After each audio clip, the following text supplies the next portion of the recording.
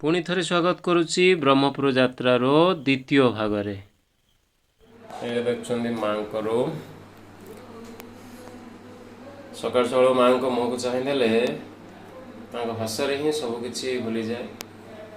तेणु सब माँ को निकट कृतज्ञ जे माँ ही संतान भाव बाछि नहीं जो मैंने माँ को संस्पर्श आसुँच माँ को देखी केबे भी भूली हेनी माँ को से हस से चाहाणी सतरे आम बहुत भाग्यवान जे यही जन्म माँ को पाई ये खाली माँ नुहति सबकि मो तुम लाइफ रे माँ को सबकि माने तांकरी ही आज सबकि जो मैंने आम सहित जोड़ी होती जो स्नेह भल पाइबा निस्वार्थपर भाव में पाऊँ केवल तांकरी तेणु सब मो निकट कृतज्ञ।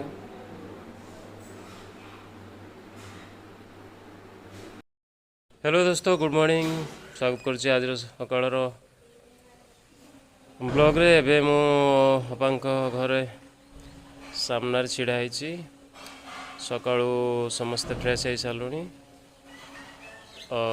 अपा तो राति उठिकी पूरा टिफिन पूरा लगी चलन देखा कौन टिफिन बनाऊँ। टिफिन कर सारा पर आम भंजनगर बाहर तो नेक्स्ट वीडियो रे आपण को पूरा डिटेल्स आपको देखेबी। काली राति वीडियो जेहेतु लेट लाइन है आम रेस्ट नौलु। ये देखुं अभिमन भाई सहित स्वतंत्र भाई आसतु जे प्रथम थर जाइए आश्रम आमर सेउटू साक्षात चिन्हा परिचय एवं पश्चात माँ को सहित संपर्क एवं तांकर सब कहते बाबुलाई केबे आसो जा काली आसिक पहुँचु। तो सही भाई जो रोच आश्रम आम से बाहर ठीक अच्छे। परवर्ती वीडियो आपको अपडेट देवी। भाई आपन केमती लगुच?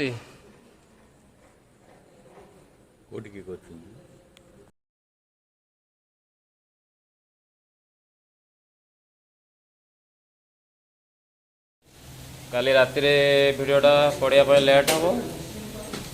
एबे देखते जो मो अच्छी स्नेह अपाटा ये देखते राधा आपा।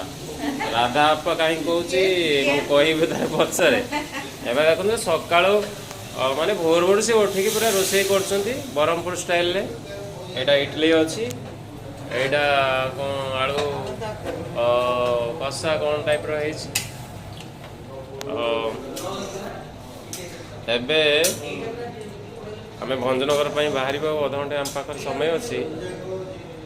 चलन देखिए बाहर ये जमी आश्रम जमी सब अच्छा मोर छोट छोट छोट छोट पेट घर पाखे अच्छी। आउ जड़े ता छुआ काली आउ जड़े कड़े जा सका फिडिंग दवा।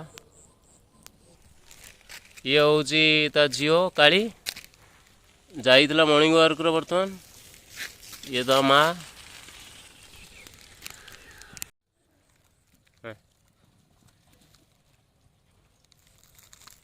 देखते केते खुशी रे खाऊँ। ये है ता माँ। हसीदे हसीदे टे हसीदे हसीदे काली आराम से खा। तू क्या पलैबू ना कि हाँ खाइलु हैं वाह। तेबे चलते ब्रेकफास्ट कर लेवा। देखु अभिमन भाई ब्रेकफास्ट कर इडली चटनी आलू तरकारी पोड़ अच्छी बहुत बढ़िया खाଇବା ହେଇଛି। पूरा ब्रह्मपुर स्टाइल देखु पूरा टिफिन बालेश्वर होता आम एक मुढ़ी पखाड़ टाणी था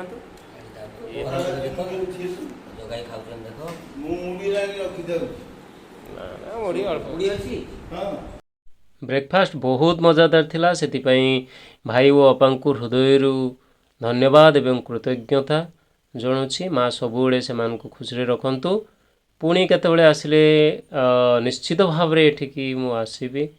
तो भाई आम ऑटो टाक देते आम रेडी हो गलु ଭଞ୍ଜନଗର।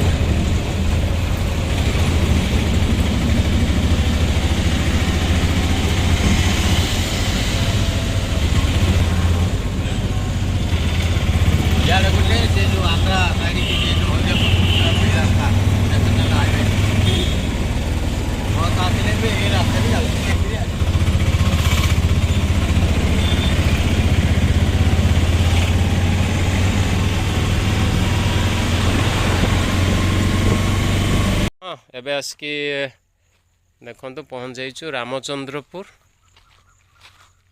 ପାଖାପାଖି 7-8 କିଲୋମିଟର ହେବ ଶ୍ରୀମାଙ୍କ ଆଦର୍ଶ ପୂର୍ଣ୍ଣାଙ୍ଗ ଶିକ୍ଷା କେନ୍ଦ୍ର।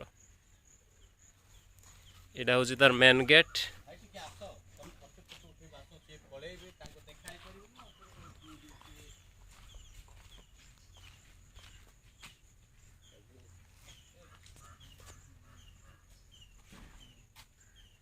ଫୋନ୍ କଲି ତମ ତାକୁ ଧରିଲନି ମୁଁ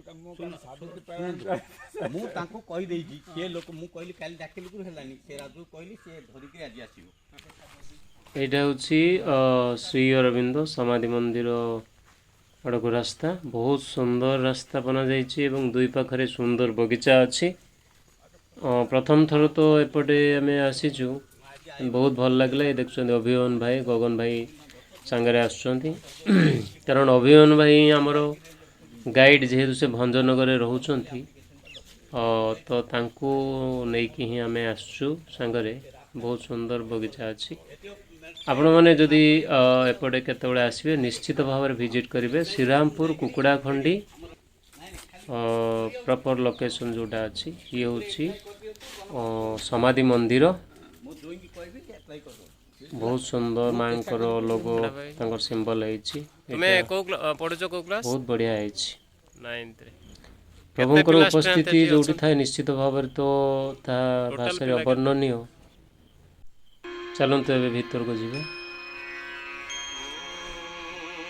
ଇଏ ହେଉଛି ପରମ ପ୍ରଭୁ ଶ୍ରୀ ଅରବିନ୍ଦଙ୍କର ଶୀତନ ସ୍ମାରକୀ, ଯେଉଁଠି ଆପଣ ଛାଇନ ତ ମଥା ନଇଁଯାଏ। ବହୁତ ସୁନ୍ଦର ଡିଜାଇନ୍ ହେଇଛି ଉପରେ।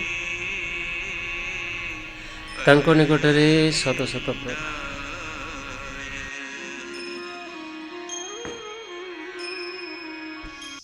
ଏବେ ଚାଲନ୍ତୁ ଯିବା ମାଙ୍କ ରୁମ୍। ଇଏ ହେଉଛି ମାଙ୍କ ରୁମ୍। ମା ତ ମା, ସ୍ୱୟଂ ସେ ଦିବ୍ୟ ଜନନୀ ଆଦ୍ୟ ଅଦିତି। ତାଙ୍କୁ କ'ଣ ବା ଆଉ କହିବୁ, କେବଳ ଭଲ ପାଇବା, ଭଲ ପାଇବା, ଭଲ ପାଇବା। ଠିକ୍ ଅଛି, ପୁଣି ଦେଖା ହେବ ନେକ୍ସଟ ଭିଡ଼ିଓରେ। ଲାଇକ୍ ସବସ୍କ୍ରାଇବ୍ କରିବାକୁ ଭୁଲିବେ ନାହିଁ। ଧନ୍ୟବାଦ।